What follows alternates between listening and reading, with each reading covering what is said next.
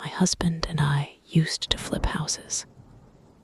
If you aren't familiar with the term flipping, it basically means we would buy broken down homes on the cheap, fix them up, and then resell them for a profit. We had been doing well for a few years. Sometimes we would buy houses that wound up being in worse shape than we thought, and we'd lose money. Often with these types of sales, you have to buy a house without knowing all the details. Sometimes they have liens that have to be paid or structural problems that go beyond a simple renovation. However, despite these occasional pitfalls, we were successful. My husband was savvy and could usually spot a money pit even at first glance, even though our little business was progressing, and we were able to finally afford our own home for the first time in our 10-year marriage. I was growing frustrated. Daniel didn't really let me make very many decisions. He didn't trust my judgment, nor did he think I was competent enough to really do anything for the business outside of picking paint colors or curtain patterns. I knew I could do more. I have a background in design, and I was sure I could add some extra care and pizzazz to many of the renovations. But Daniel would never listen to my opinion. Things were just as bad behind the scenes.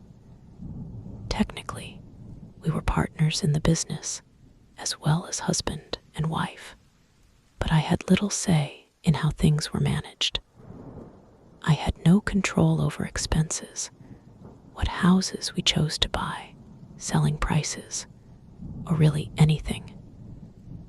My name was on the business cards, but it was very much his endeavor. Whenever I did try to offer my advice on the budget, I was quickly shot down, sometimes even in front of contractors or potential buyers. It was embarrassing, and even I was beginning to doubt my own capability. I started to see myself as incompetent, doubting my ability to even do everyday things like the laundry or having dinner prepared. And then the insults were starting to get worse. We talked about having children, but then he would say that I wouldn't make a good mother. I was too immature. I suggested getting a job outside of our business, just something to keep me occupied, as we didn't really need the money. He told me that no one would hire me, and besides, he needed me to keep the house clean and to answer the phones. So, you can imagine, I was especially surprised one day when he asked me to do him a favor. He called me from our office in a panic, asking me to get the latest house we had purchased, 1752 Redwood Avenue, and take some quick measurements of the floor of the living room. He said that his assistant was supposed to do it, but he forgot, and the carpet people were waiting for the measurements, and there was a deadline, and he couldn't leave because he was with the realtor, and so on and so forth. I was actually nervous. He had never asked me to do anything actually useful like that, and I knew he was only asking because he was desperate. I didn't want to mess this up. If I did, he would never trust me with the task again. And not only that, I'd never hear the end of it. So I drove over to 1752 Redwood Avenue, armed with a tape measure. I entered the code on the front door lock and went inside. The living room was large with a vaulted ceiling and an open skylight that bathed the room in a warm glow. The house smelled of fresh paint and pine. I love the smell of a newly renovated house. It's crisp. Maybe I'm too sentimental. But I couldn't help but think every time we fixed an old house and resold it, it was getting a new life. Daniel just saw the numbers. I saw fresh starts and new hope. I took out the tape measure and started in one corner of the room. I measured each side twice just to make sure it was accurate. I wrote the measurements down to make sure I wouldn't forget, then called the carpet layers to relay the information. I cannot stress enough how important it was for me to get this right. I drove home feeling like I had accomplished something. I know it may sound ridiculous. It was just some floor measurements, but for the first time, I felt like I was contributing. It was a sort of adrenaline rush, and I spent the rest of the afternoon preparing Daniel a wonderful dinner and slept that night like I hadn't in months. My good mood continued on the next morning. I made breakfast, finished several loads of laundry, and was still riding the high of my minor accomplishment when my cell phone rang. It was Daniel. I wondered if maybe he had something else for me to do. So I answered with a cheerful, "Hey, baby," only to be met with, "What the fuck is wrong with you?" His voice came loud and sharp over the phone and took me by surprise. I stammered a moment before responding. "What do you mean? I can't even count on you to do one simple thing. Those measurements you gave the carpet layers are wrong. You're short. God damn it. This is going to put us back another day, if not more." I apologized. I measured twice. Well, apparently you can't read a fucking measuring tape. And that's when he hung up. I was floored. I couldn't believe the numbers could be wrong. I started to think I was really that stupid. How could I mess up something so simple? And it bothered me for the rest of the day. I couldn't sleep that night. Not just because Daniel yelled at me. That was nothing new. But I couldn't get over how I made such a simple mistake. And so after Daniel fell asleep, I got out of bed, got dressed, and drove over to 1752 Redwood Avenue, once again armed with the tape measure. I just had to see how I could have gotten it wrong. As I did the day before, I entered the code on the lock and went inside. I was once again greeted with a scent of fresh paint and cut wood. The stars shone through the skylight, and just enough moonlight poured through that I could see the new carpet. I flipped on the lights and retraced my steps from the day before. I started in the same corner and measured each side, but what I found confused me even more. I checked the paper I had written the measurements on yesterday. They didn't match. Daniel was right. I was 6 inches off. How could that be possible? I mean, I could understand being off by maybe an inch or so, but 6.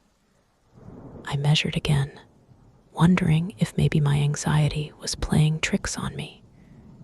It was the same, 6 inches longer than the day before. My heart dropped. Obviously, I was just as stupid as Daniel said I was. It may sound crazy to be so upset over something so small, but all his words from the past few years of our marriage flooded into my brain. You're incompetent.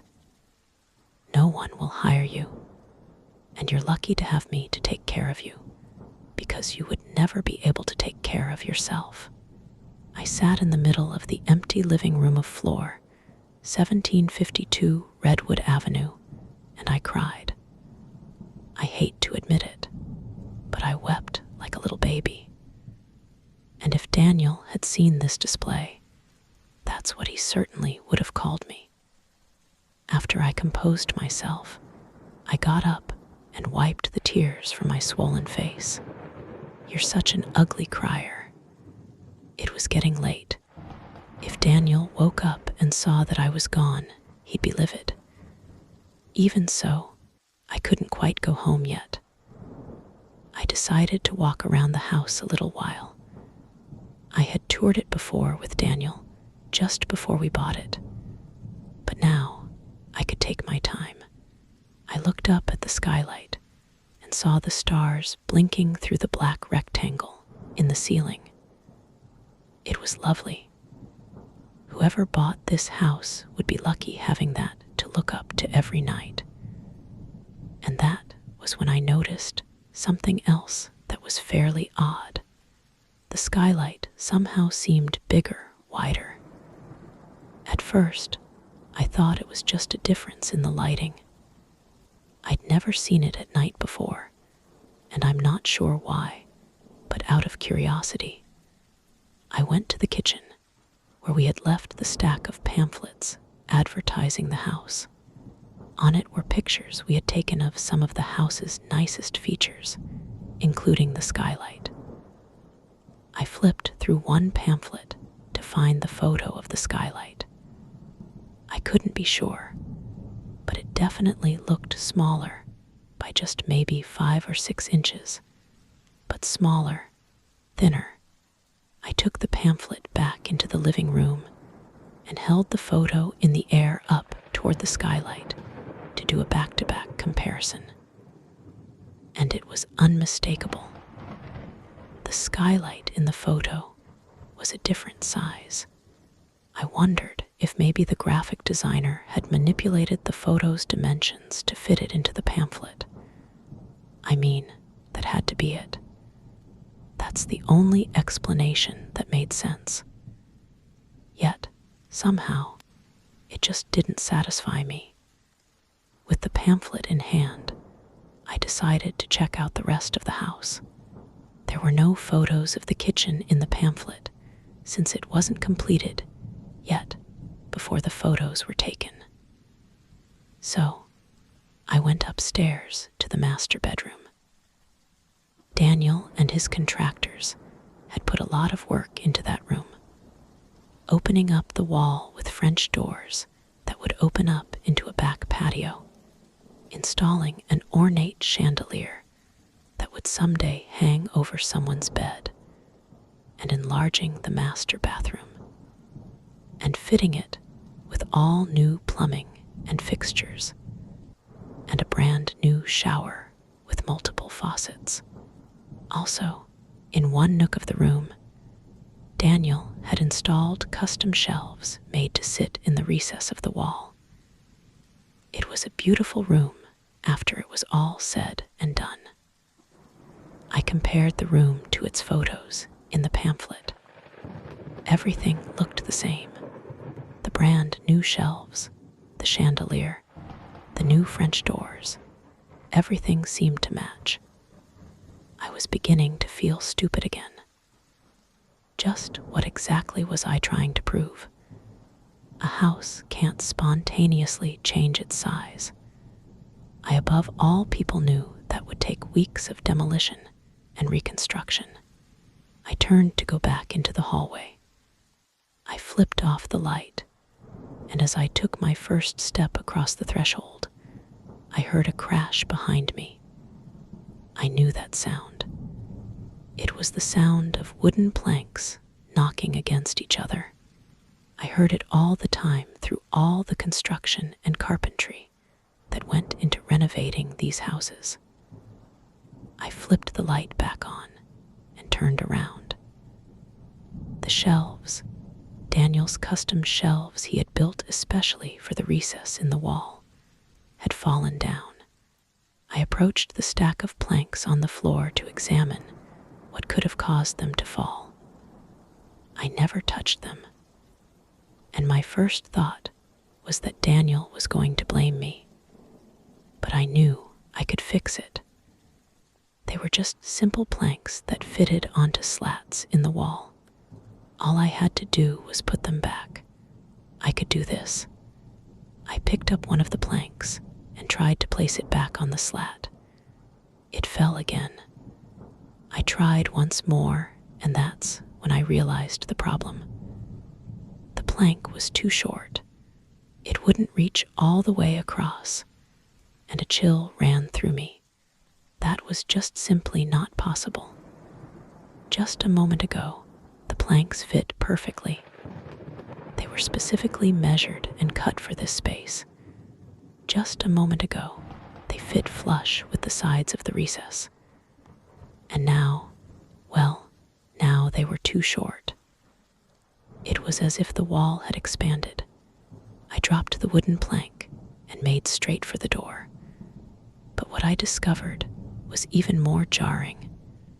The door was gone. Where the door to the hallway had been was now just a blank wall. Panic shot through my veins. I ran to the wall and began pounding on it and screaming. Solid drywall, as if no door had ever existed. I turned around and went for the French doors to the patio. Maybe there was a way down from the upstairs deck. The French doors were locked. I didn't have any of the keys to the house, only the code for the front door. I thought about using one of the planks to break the glass, but I heard Daniel's voice in my head. "What are you thinking? You know how expensive those doors were. What in the hell were you even doing in there?" I closed my eyes and took a moment to catch my breath. I took a long, deep breath and tried to focus on my breathing. It was a technique my therapist had taught me to combat my panic attacks. Surely I was losing my mind, but I think I just needed to calm down. After a moment of breathing deeply in and out, counting to 5 with each intake and exhale, I opened my eyes. The door was back. I breathed a sigh of relief and ran out into the hallway. But just out of morbid curiosity, I glanced back as I exited the room. The shelving planks were still on the floor. I wasn't going to try to put them back. I made my way down the hallway back to the staircase, but the hallway stretched before me, growing longer with each step I took. The top of the stairs stretched farther and farther away. I broke into a sprint and finally reached the stairs. I looked down, and the stairs, that had just been a simple single flight, stretched down into a vast darkness, winding in what seemed like an infinite spiral. It made me dizzy to look at it, but I had no choice. I began to make my way down. After a few steps, I had to stop and lean against the railing once again, taking deep breaths and trying to calm my nerves. And just like before, when I opened my eyes, the stairs were back to normal. Well, almost. They were perhaps just a little bit longer than before. Maybe about 6 steps. I nearly fell running down the rest of the way. I didn't stop once I hit the bottom floor. I made my way straight to the front door. Thank God it was there, and ran straight to my car. The drive home is a blur. I mean, I'm sure I wasn't driving safely, speeding through red lights, ignoring stop signs, but I just wanted to get home. When I arrived, Daniel was awake, waiting for me inside and glaring at me as I opened the front door. "Where the hell have you been?" he asked. I didn't know what to say. My voice came out weak and squeaky. I went out for a drive. I couldn't sleep. "It's 3:30 in the morning," he said. Then his voice softened a bit, which I was glad of. "Come back to bed. I have finishing touches to make on 1752 Redwood Avenue tomorrow, and then we have an open house. I need you fresh and well rested to put on a good face. He always liked me to be at the open houses because people found me relatable and funny. It helped put some buyers at ease. I didn't tell him about what happened. How could I explain it? Even if I could find the right words, he wouldn't believe me. I mean, who would? I was even doubting my own sanity. Somehow, I managed to fall asleep. I think the exhaustion in the aftermath of such an adrenaline rush swept over me all at once, and before I knew it, I was out. I was still asleep when Daniel left in the morning, and I'm sure that must have aggravated him. But as long as I showed up to the open house on time, it wouldn't matter. I didn't want to go, but I knew I had to. I would never be able to explain to Daniel why I didn't show up. He'd have me committed for sure. So, after sleeping a little too long, I grudgingly got dressed to my best professional attire and made my way back to 1752 Redwood Avenue. When I drove up, Daniel's car was in the driveway. Already on the front lawn was the bright red and white open house today sign staked into the ground. I sat in the car for almost 10 minutes trying to get the nerve to walk up to the house. Finally, I got out of the car and walked up to the door. I felt like a fly walking straight into the spider's parlor. The front door was open, which I thought was odd. The open house wasn't supposed to start for another half hour. I hesitantly walked inside. Everything looked normal. The staircase was the proper length. The skylight in the living room matched the photo in the pamphlet. Was it all just some sort of hallucination? I mean, was I really losing my mind? And in some strange way, the thought I was going crazy was comforting. You see, crazy I could deal with. I could get help if I needed. Mental illness was measurable, treatable, and while it's in no way fun, it was natural and of this world.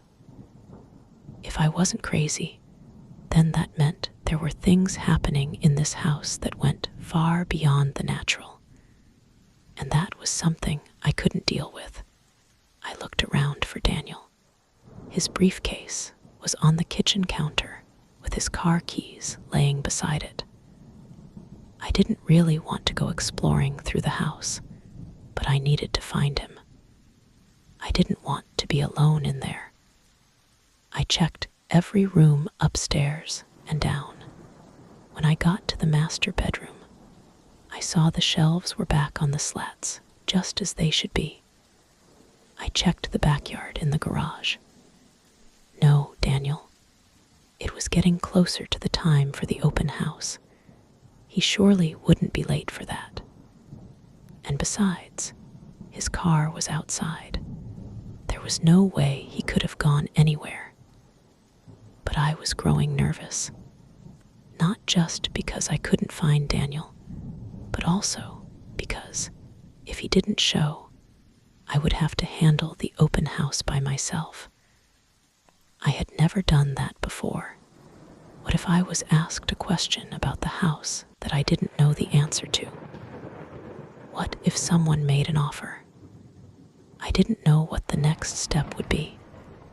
The best I could do was take their information and have Daniel contact them later. And as it turns out, I didn't have to do that. You see, Daniel never showed up, but there were no offers that day. A few people came by the open house and expressed potential interest, but no one committed. I was actually pretty proud of the way I handled everything. I was gracious and professional.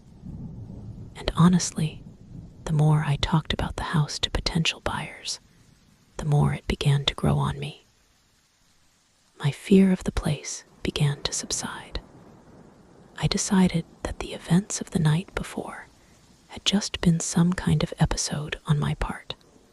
Those feelings I had originally for the house began to come back. My love of the beautiful skylight, the enormous kitchen with a marble countertops, the brand new master bath with luxurious shower, and of course, the beautiful view from the French doors. After the last visitor left, and there was still no sign of Daniel, I thought I would give the house one final glance over, just me by myself. The night before seemed distant now, the way a nightmare fades after time. I went back up to the master bedroom. I opened the French doors and walked out onto the patio. The cool air hit my face and rustled through my hair. And from this view, I could see mountains in the distance. It was comforting and lovely. How could a house with such a view be anything but good? I came back inside, closed the French doors behind me, and looked around the room. I imagined what my bedroom furniture would look like in this room. Where would I put the dresser? What curtains would I hang?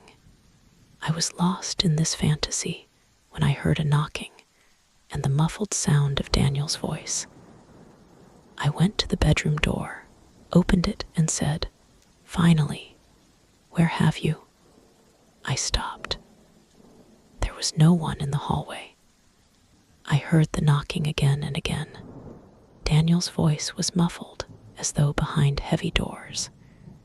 His voice was more urgent this time, but I couldn't quite make out what he was saying. I looked in the next bedroom over. It was empty, but the knocking grew louder. Once again, I searched the house, but Daniel was nowhere to be found. The knocking, however, followed me everywhere I went. And Daniel's voice was almost panicked now, yelling and screaming, even though I still couldn't make out individual words. When I went back in the upstairs hallway, I placed my ear against the wall. I felt a bang as though someone was pounding on the other side of it. I jumped back. The knocking was coming from the walls, as was Daniel's voice, but now it was getting quieter and even harder to understand. Eventually, I couldn't hear him at all anymore, and the knocking stopped. That was the last I ever heard of Daniel. I went back to the house several times to look for him, but I never heard the knocking again, nor the sound of his voice. He never came back to our home either. Weeks passed, and after a while, I found I wasn't going back there to look for Daniel anymore. I was going back because I was growing attached to the house. It kept calling me back, and I found that each time I went, I stayed longer and longer. I now live at 1752 Redwood Avenue. I never sold it. Instead, I sold the house Daniel and I had lived in together. I now run the business by myself, and I'm happy to say it's doing better than ever. The only downside is that every now and then I have to replace a broken window or allow extra time in the mornings when I get ready, just in case the house breathes, as I like to call it.